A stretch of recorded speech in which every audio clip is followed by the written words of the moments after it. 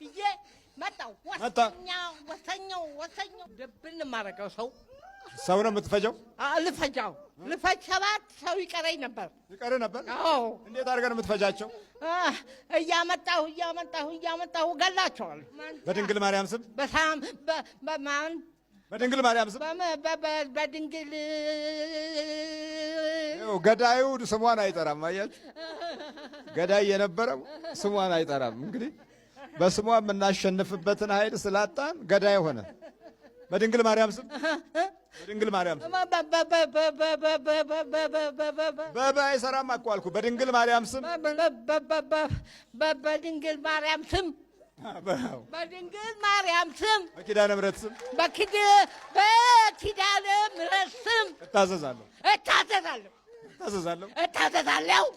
እዚህ ነው። በስላሴ ስም እታዘዛለሁ።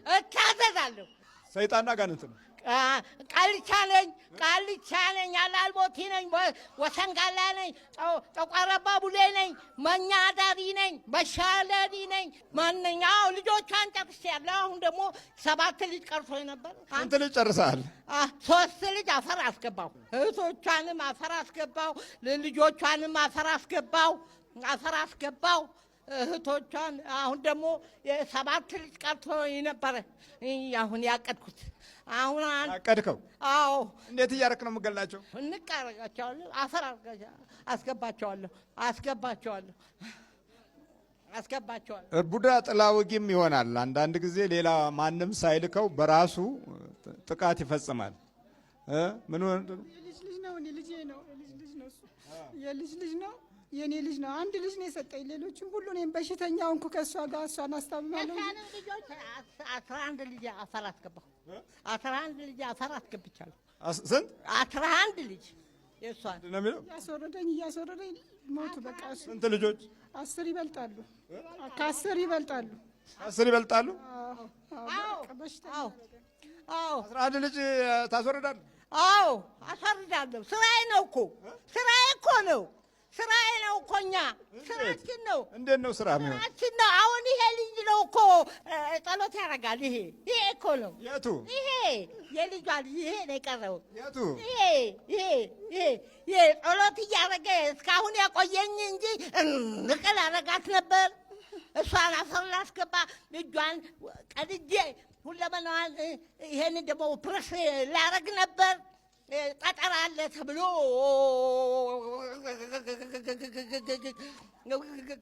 ግን ለምን ምንድን ነው ሰው የምታጠፋው?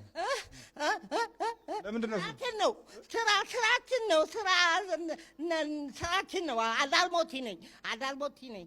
ባለወርቁ ሎቲ አዳልሞቲ። አዎ፣ ባለወርቁ ሎቲ ወሰንጋላ ያሰረው ሽቦ የማይላላ እያልኩ ነው። ያሰረው ሽቦ የማይላላ ወሰንጋላ አዳልሞቲ ባለወርቁ ሎቲ እያልኩ ነው እኮ የምጠራው። ነው እንዴ? እንደሱ ነው የምጠራው። እንደሱ እያልኩ ነው የምጠራው። እኔ አሁን እኮ አፈር ላስገባት ነበረ። አሁን እኮ ልገላት ፈልጌ ነበር። እዚህም አብረህ ትወለዳለህ? አዎ፣ ሲወለዱ አጠገባቸው ጠቃልና ያጠረጋቸዋለሁ። አሁን ሁሉም ነገር አልሆንላቸው አለ። ደስ አለኝ። አዎ። ረግማቸዋለህ? አዎ። ምን እያልክ? መኪና በ700,000 ብር ገዝቼልህ እንዴት አታንቀባረረኝም ስለው እሱ ሸሸ። ረግመዋለሁ። ምን እያልክ ነው የምረግመው? ይድፋ አይሁንልህ ተንከራተት ትለዋለሁ። አንደኛውም ልጅ ደግሞ እሱም ደግሞ ታማሚ ነው እንትን ነው ያለው። እሱንም ደግሞ ረግሜዋለሁ። ምን ብለህ ረገምከው? እሱን እኮ እሷ ተወደዋለች። አንተ ምን ብለህ ረገምከው? አንተ አይሁንልህ እለዋለሁ። አልሆነለትም። በሽተኛ ነው። ጉላ ሚካኤል ጎራቢባ እንዲህ ነው በቃ የሚያደርገን እንዲህ ነው። አሁን እንግዲህ 10 ልጅ ይሄኛው አሰሩዳል። ይሄኛው ደግሞ በላለሁ እያለ ፎክር የነበረው ሲበላ የኖረ ነው። እድል ሲያጣምም አብሮ ተወልዶ ደግሞ ችግር ነው። ይኸው እንግዲህ የኪዳነ ምሕረት ልጆች የመሆናችን መንፈሳዊ ተስፋ ከእናቶቻችን አንጻር ሲታይ የአዳልሞቲ ልጆች ነው የሆነው ማለት ነው። ስማ ልጆቹ ሁሉ የአዳልሞት ልጆች ናቸው እያልኩ ነው። አዎ አዳልሞት እያልኩ አርዳል። የጠቋር ግጥምን እስቲ ግጠመው ውስጥ ጠቋር አባቡሌ የወንዙ ገበሬ እና ቡሃ በግ አርድለታለሁ። ያም ቡሃ በግ እናርዳለን። ልጆቹን አፈራገባለሁ። ልጆቻቸውን እድላቸውን ዝግት አድርጌ መኪና የገዛችለትን ልጅ መኪናውን 1 ሚሊዮን ብር ነው የጨረሰው። እንዲሁ ቆሞ ይውላል፣ ይንከራተታል። እሱም አንዱም እንዲሁ ገንዘብ ትሰጠዋለች፣ አይሆንለትም። እንዲህ እያለ ታማሚ ሆኗል። እንደዚህ አድርጌያለሁ። አሁን ለቀት ሄዳለት ነው ሄዳለሁ። ስንት ናችሁ? እኛ 7 ነን። 7 ነን። ጠቋር ቤተ ክርስቲያን ሳሚ ነህ? በተስኪያን አይ ትተኛለች። አስተኛታለሁ። እንዳትስም። ለምን? እንዳትስም ነው። እንዳትስም ነው። ወደ ቤተ ክርስቲያን አትሄድም? አዎ። አትፈልግም? አትሄድም እንደ ሚካኤል አዲሱ ሚካኤል ከተሌው በራ ላይ ሲመጣ ጊዜ አይ ብዬ እዚህ ገደል ውስጥ አስገባሃል። ወዴት? እዚህ ወለቴ። ወደ ወለቴ ያመጣህ? አዎ። ለምን? እንደ ሚካኤል አጠገቤ ሆና። እንዴት አድርጋ ሸሻት? እንዴት ልሸሸው? ሸሸውት ከርሰሌ ሚካኤል። የከርሰሌ ሚካኤል እኔ በር ላይ ሆነ። እና ታዲያ ለምን ሸሸ? እንዴ ያቃጥለኛል ጸሎት ሲያደርጉ። ቤቱንስ አከራየችው? ቤቱንም ሸጠው ብትን አረግኩት። እንደ ምንድን ነው ገንዘብ 1 ሚሊዮን ምንድን ነው ባተንኩባት። ስለምን ተፈለገች? እገላታለሁ እንደውም ብዬ ነበር። አሁን አንተ ጋር መጣሁ።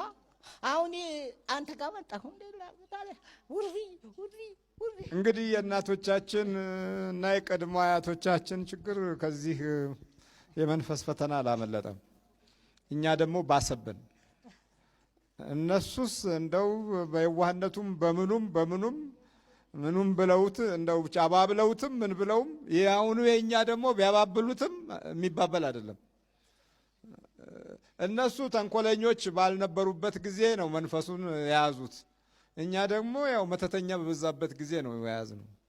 እና ቢያንስ እንኳ ይሄ ዛሩ ቢኖርም መተቱ ደግሞ ከመንፈሱ ጋር ተባብሮ ማጨንገፉ ከነሱ የበለጠ ጊዜ አላገኘንም። እነሱ ጊዜ አግኝተዋል። ይሄን ያህል ጊዜም ማግኘት ቀላል አይደለም። የአሁኑ ዘመናችን ሰይጣን ደግሞ ጊዜ የሚሰጥ አይደለም። በሁሉም መንገድ ቶሎ መጨንገፍን የሚያበረታ ነው። ቶሎ ማፋጠን ነው። ቶሎ ምቀኛውም እዚያ ነው። ከሰይጣኑ ደግሞ የበለጠ ሰውም ለሰይጣን ጥሩ ትምህርት ቤት ሆኗል። እሰረው የሚለውን ነገር ይሄ ማሰር ያውቃል። ግን ደግሞ እሰረው የሚል የሰው ቢመጣ የበለጠ ማሰር ይጀምራል ማለት ነው። ያው እንደምታየው እኮ ነው። ከእሷ ጋርም አያስማማኝም። ትምህርቴንም እንዳንማር ነው የሚያደርገኝ እና በቃ እሱ ነው ማለት ሰዋሊ ነኝ፣ አርክቴክትም ነኝ፣ እንዳንማር ያደርገኛል እሱ እና በቃ ያው ከሰው ጋርም እንዳንግባባም ምንድረቃቸውም ብቻዬንም እንደሆንም ያደርገኛል። ቋንቋው ምንም መግባባት አይቻልም ከሷ ጋር በተለይ ምንም በተአምር አንግባባም ከሷ ጋር። እንግዲህ እናት ልጅ የልጅ ልጅ እንግዲህ ይሄ ሁሉ ሲሸጋገር ተመልከቱ። መንፈሱ አብሮ ትውልድ ሆኗል። ይሄ ነው ትውልድ የሆነ መንፈስ የሚባለው ለዚህ ነው። እና ቋንቋችሁ መደማመጥ የለም። እኔና ከሷ ጋር በተአምር እኔ ምንም በተአምር በቃ ቃላት አይገልጽም። ምንም አንስማማም። በቃ በአንድ ሰዓት ውስጥ ቢያንስ 3-4 እንጣላለን በአንድ ሰዓት። ምክንያቱ ግን አይታወቅም። ምንም አይገባኝም። በቃ እኔ ምንም ከሷ በአንድ ሰዓት 4 ጊዜ ትጣላለን። ይሄ በቃ አነሰ ከተባለ ማለት ነው። በጣም ትንሹ ነው ይሄ። የጠብ ቁጥር እንኳን የለውም ማለት ነው። ምንም በቃ ከሷ ጋር እንግባባም። በቃ ከሷ ጋር ነው ከማይ ጋራ እሷን በጣም ስለምወዳት። የትኛዋን? እማይን ሀያቴ ማለት ነው። ሀያትህን ትወዳለህ? አረ በጣም ነው የምወዳት። መንፈሱ ደግሞ አንተን አይወድማ። አዎ ጸሎት እናደርጋለን። ድርሳነ ሚካኤል ያሳደገኝ ሚካኤል ስለሆነ ከሱ ጋር ድርሳነ ሚካኤል በምንጸልይበት ሰዓት ላይ በቃ ሁለቱንም እንቅልፍ ያስተኛቸዋል፣ እግራቸውንም ይሰብራቸዋል። እሷም እንዳሰግድ ያረጋታል እናቴን። እሷን እማይን ደግሞ እንቅልፍ እንትን ይላታል። በብዙ ህማም ነው የሚቀጣት። በብዙ ህመም ነው የሚቀጣት። ብዙ ህመም እና ድርሳነ ሚካኤል ሳረግላት ትንሽ ለቃታል። ቁርባንም እንድትቆርብ ያው ከእግዚአብሔር ጋር ሆነ። እንግዲህ ያው እሱን ትወደዋለህ? እሷ ነች የምትወደው። አንተስ? እኔ ማንንም አልወድም። ሰይጣን ነኝ፣ አልወድም ማንንም። ታዲያ ለምን ገባህባት? ለምን ገባሁ? ልጨርሳቸው ነው እንዴ? ስራዬ እኮ ነው መጨረስ፣ ለመጠጣት ሀብታቸውን እልም አደረኩባቸው። እልም 2 ሚሊዮን ብር አሉ። አሁን እዚህ ጓሮ ወድቀዋል። እኔ ነኝ እኮ የጣልኳቸው። አዎ ቀስቃሽ ነው። ከውስጥ ይቀሰቅሳል። እንዴት እንደምትወድቅ ጥናት ያደርጋል። እልም እንዴት አድርገህ ነው ለምታደርግ? ጥርሷ ሁሉ ጨርስ አደረኩት። ለምን ጨርስ አደረኩት? ስትበላ አብረህ ቆይተህ እልም አደረኩት አይደለ? እንደ ውለታ እንኳን እንደ ይሄን ያህል ዘመን አብረህ ስትበላ ቆይተህ እንኳን በጉን ምኑን ስንት በግ ፈጅተሃል? 7 ዓመት ያዳል በግ፣ ቡሃ በግ፣ የወሰንጋላ ቀይ በግ እያረዱ እየካደሙ እንበላለን። በቃ ጨፍራለን። እዚህ ማማ እንዴት እንላለን? እንዴት ነው የምጨፍረው? ስትጨፍር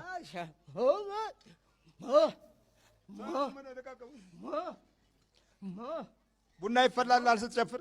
ታዲያ ይጎዘጉዝልኛል። ታዲያ ይሄ ሁሉ ተጎዝጉዞ ቆይ እስቲ እንደው እንደ እውነቱ ከሆነ ቆይ እስቲ ስማ።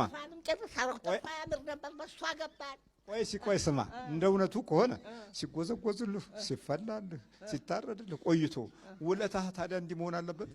እኛ የምንፈልገው እንዲሞቱ ነው። እንዲሞቱ፣ እንዲያጡ፣ እንዲለምኑ፣ እንዲራቡ ነው። የፈለገው ጥሩ ስራ ብትሰራለት ሰይጣን ዓላማውን አይስትም። ለዚህ ነው ዛሬ በእኛም ትውልድ ላይ ምንም ጥሩ ነገር ቢደረግለት ጥፋት ነው የሚፈልገው። በማረሻ ስትተኩሰው እሱ የተባረከ ነው ይላል።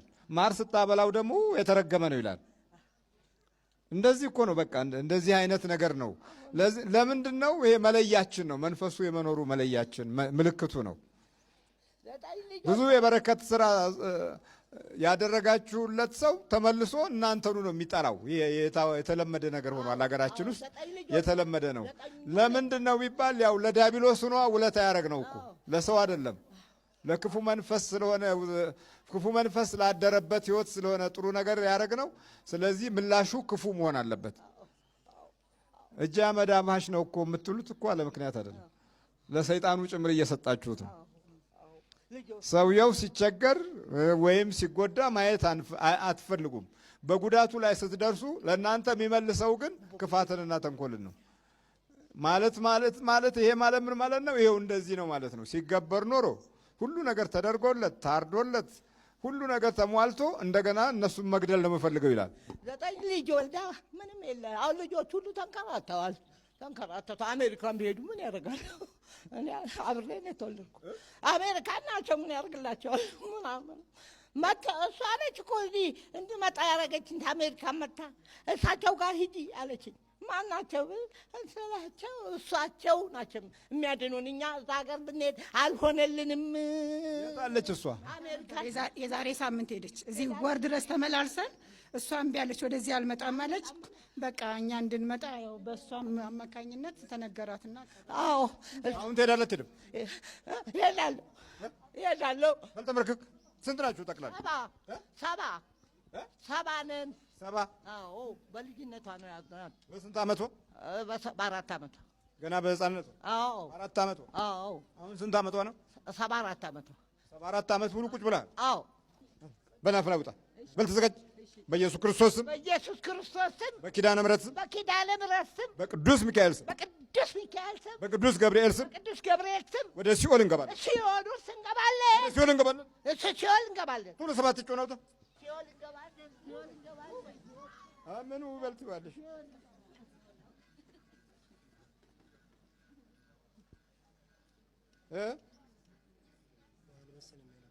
አይ ጉድ አይ ጉድ ማን አይ ቡሃ በግና ምናምን ተነሽ ባይ ማን ነው ስምሽ? ደብረ ወርቅ።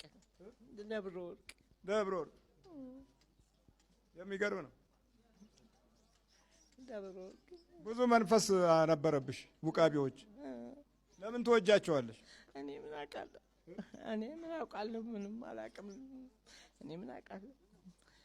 ያው በልጅነት አብሮ ተመሳስሎ ስለሚኖር ማን ይደፍረዋል? እንትኑም የለም እንጂ መንፈሳዊ ውጊያውም ማሰልጠኑም ይህንን ጠላት ጎጂነቱንም ለማስረዳትም ሆነ ለመቅለጽ ጊዜውም የለም እንጂ። በይ በርቺ። ተከታታይ ቡሃ በግ ምን እያረድሽ አዳልሞቲ ባለብር ሎቲ እያለ ቁጭ ብሏል። አንቺ ላይ አዎ አዎ። ኧረ በደንብ አሁን መሸለጥ ነው እንደዚህ ብሎ ነገር የምልሽ። እሺ እሺ እሺ። አለበለዚያው ልጆቹን ሁሉ ይፈጃል፣ በየሀገሩ እድላቸውን ሁሉ ያበላሻል። እሺ እሺ እሺ። በይበርች የወጣው እንግዲህ ከዚህ ነው ከውስጥ ነው እኮ። የምን ደም? የሰው ደም፣ የሰው ደም። ድሮ በትናንሽ ነገር የሚገበሩና በትናንሽ ነገር ስራቸውን የሚያቆሙ ልክ እንደተከበሩ አድርገው ቆጥረው አመታዊ ወይም ወርሃዊ የሆኑ ግብሮችን የለመዱ መናፍስቶች ከዶሮና ከበግ አያልፉም ነበረ። በጣም በጣም ቢጨምር በግ ነበር። በግም እኮ አሳርጃት በግርድ አስደርጌ ንጹህ ደሙን በማስታጠቢያ አስደርጌ ጥጥት ደሙን እቀም። አንዳንድ በጣዖት መንፈስ የተመረዙ ሰዎች ደሙን ይቀዱና ሲያስቀምጡት ከነበረበት ያጡታል። መጀመሪያ ለመንፈሱ የመስጠት ልምድ ስለሚኖር ደሙን አስቀምጡና ለውቃቢ አምላካችሁ አስቀምጡት ይጠጣዋል ይባልና ያስቀምጡታል። ከዛ በተወሰነ ጊዜና ሰዓት ያጡታል። ያንን ደም አያችሁ ይላሉ፣ ያዩታል። አያችሁ በአንድ ጊዜ ደሙን ፉትን ያደረገው ውቃቢ አምላካችን የቤቱ ጣጣ የቤቱ አምላካችን ይላሉ። የቤት ጣጣ የሚለው ቃል የመጣው አለ ምክንያት አይደለም። የቤት ጣጣ የሚለው በየጊዜው ግብሩን ስለሚጠይቅ የቤት ጣጣ ስላለብኝ ግብሩን ጠየቀኝ ጣጣ ብለውታል። ጣጣ አለበለዚያ ከመዝጊያው ጋርና ከግንቡ ጋር ከምሰሶው ጋር የማላተም ባህሪ ያለው ያላትማል። በቃ ስለሚያላትም ራሳቸውን ስለሚያሳብጣቸው ስለሚከሰክሳቸው የፍርሃት ቋንቋ ሲያወጡ ምን አሉት? የቤት ጣጣ። ይሄ መደበኛ ዘመናችን ቋንቋዎች ናቸው። አንዳንድ ሰዎችም በመካከሉ ለሚፈጠሩ አንዳንድ በረከት ማጣትን ጨምሮ ችግሮች፣ የጤና መታወክ ሲመጣ የቤት ጣጣ አለብሽ እንዴ ይላሉ። ይህንን አባባል እነማሆዮችም ይጋራሉ። እንዲህ የሚያደርገው የቤት ጣጣ ነው ይላሉ። ስለዚህ የዘመናችን መንፈስ ቀጥታ ከዶሮ ወደ በግ ሄደ፣ ከበግ ወደ ከብት ሄደ፣ ከከብት ቀጥታ ወደ ሰው ሄደ። ወደ ሰው መሄድ ደግሞ በዚህ በ21ኛው ክፍለ ዘመን የመጨረሻው መስዋዕት ነው ማለት ነው። የ21ኛው ክፍለ ዘመን የዚህ የጣዖቱ መንፈስ መስዋዕት ሰው ሆነ። በዘመናዊ ትውልድ ህይወትም ውስጥ ይሄው ነገር ተገለጠ ማለት ነው። ስለ ክፉ መንፈስ ያለን እንዲሁ ዝም ብሎ ለዘዝ ያለ ወይም ደግሞ ግምታችን ቀዝቃዛ በሆነ መንገድ መሄዳችን አሁን ተገቢ ወቅት አይደለም። አንደኛ በአደጉ በሚባሉ ሀገሮችም ውስጥ ያለው የክፉ መንፈስ ምሪት በከፍተኛ ሁኔታ ባለበት ዘመን ውስጥ በቴክኖሎጂ አሰራር ሂደትም ውስጥ የክፉ ዲያብሎስ አሰራር ጣልቃ ከመግባቱ ጋር ተያይዞ የክፉ መንፈስ መረጃ ከሌላችሁ ሁል ጊዜ ችግሮቻችንን አድምጠን በሕክምና ብቻ እንዋጋዋለን ብትሉ ይሄ የተሳሳተ አቅጣጫ ነው። ስለዚህ ውሸት ነው እሱ፣ በሕክምና ውሸት ነው። ምንም ነገር የምታጭበረብራቸው አይድንም። አዎ አይድንም። እኔ እኮ ሐኪም ቤት ሄጃለሁ፣ ጥቁር አንበሳ ሄጃለሁ። ወስዳሃታል? ሁሉ ሰው ያ ሁሉ ሰው ሲረበረፍ እናቶች ልጄን አድኑልኝ ብለው ሲያለቅሱ እኔ ቅድሚያ ገባሁ። ግብት ተብዬ ምንም ሳልሆን ደሙን አስመጣሁኝና ደም ተሰጠኝና የእሷን ደም ስጨርስ ጥጥት አደረኩኝ። ከዛ ስንት ደም ተወሰድክ? 2 ደም ወሰድኩኝ። ለምን? በቃ ደም ነው የምፈልገው። ከዛ በኋላ ቢመረመር ምንም በሽታ የለም። ምንም ግርም አላቸው ዶክተሮቹ። አዎ ግርም። እንዴት አለምንም ነገር ደም ያልቃል አሉ። አለምንም ነገር? አዎ በቃ የለም፣ ምንም ደም የለም። ምንም መድኃኒት ሳልወስድ ወደ ቤት ሄድኩኝ። በቃ ለምን እንዲህ አደረግ? በቃ ደም ነው የምፈልገው። እኔ ደም ነው የምፈልገው። ማን ነው ስምህ? ዛር። ዝም ብሎ ዛር ነው? ስም የለህም? የለኝም። ከደም ጋር ምን አገናኘህ አንተ? አያውቁኝማ፣ አስለምደውታል። በፊትም የአባቷ ዘሮች አለባቸው በሙሉ። ምንድን ነው የሚገብሩህ የነበረው? እኔ በቃ የፈለው ልብስ፣ ነጭ ልብስ ምናምን፣ ዶሮ ያርዳሉ፣ ቅቤ ይጠጣሉ፣ በቃ ያከብሩታል። እሷ ግን ምንም አታውቅም። ማን ያከብሩታል የምትለኝ? እዛ የአባቷ ዘሮች በሙሉ ያምኑታል። ማንን ነው የሚያምኑት? ዛር። ታዲያ ከእሷ ጋር ምን አገናኘ? በቃ ወደድኳት፣ እሷን ወደድኳት ከልጅነቷ ጀምሮ የኔ ናት። ዛሬ እኮ ምን እንዲህ እንዳመጣ አላውቅም። የኔ ናት። አንተ ስለት ነው የተወለደችው? እንዴት ነው? አይደለም በቃ እኔ ያረፍኩባት፣ እሷን ወደድኳት። የዛር የስለት ልጅ የዛሩ የስለት ልጅ እና ተጠጋጁ። እንዴት ነው የተወለደችው ልጅቱ? ጠንቋይ ቤት ሄደው 8 ናቸው ልጆቹ፣ ቤተሰብ እስከሷ ማለት ነው። ለ8ቱም ከፈለ አባቷ። ምን ብሎ